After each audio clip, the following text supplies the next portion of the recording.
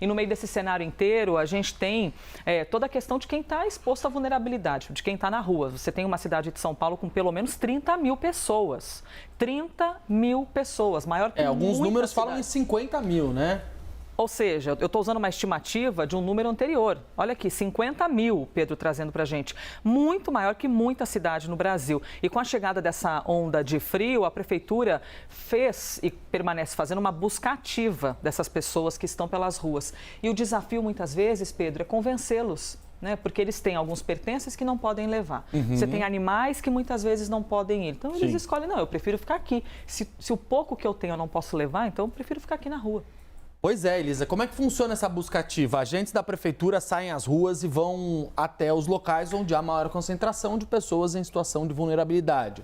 Abordam essas pessoas e tentam convencê-las a procurar um abrigo, a ir até um abrigo, oferecem inclusive transporte para que elas possam ser levadas para esses locais de acomodação aqui do município de São Paulo. O governo fez, como o Bruno dizia, reabriu um abrigo na Pedro II, na estação da linha vermelha ali na região central de São Paulo. A prefeitura reabriu 10 tendas para poder, inclusive, ser o ponto de apoio desses agentes. Aí eles chegam lá, Elisa, com um questionário, porque se essa pessoa recusa o acolhimento, recusa ser levada para um abrigo, eles perguntam os motivos dessa recusa. E nos motivos dessa recusa, os principais que aparecem são justamente esses.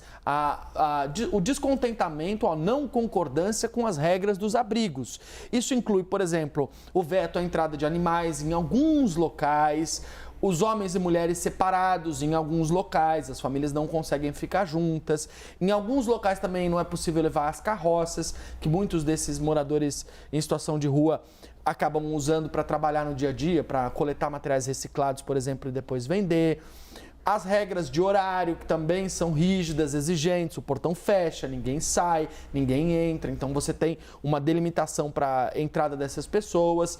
E especialmente a questão do álcool e das drogas. Muitas dessas pessoas em situação de vulnerabilidade também são usuários de drogas, entre elas o álcool, e tudo isso é vetado dentro de um abrigo. Então não existe a possibilidade de você poder consumir essas substâncias. E aí essas pessoas escolhem ficar na rua. Não sei se a gente já tem os detalhes dos números que trazem, portanto, o panorama aqui da cidade de São Paulo, senão a gente volta daqui a pouco e traz um pouco do que a gente tem de números até agora. Mas basicamente é isso. Um trabalho de busca ativa para que esses agentes da prefeitura possam buscar as pessoas em situação de vulnerabilidade e tentar convencê-las aí para esses abrigos, Elisa.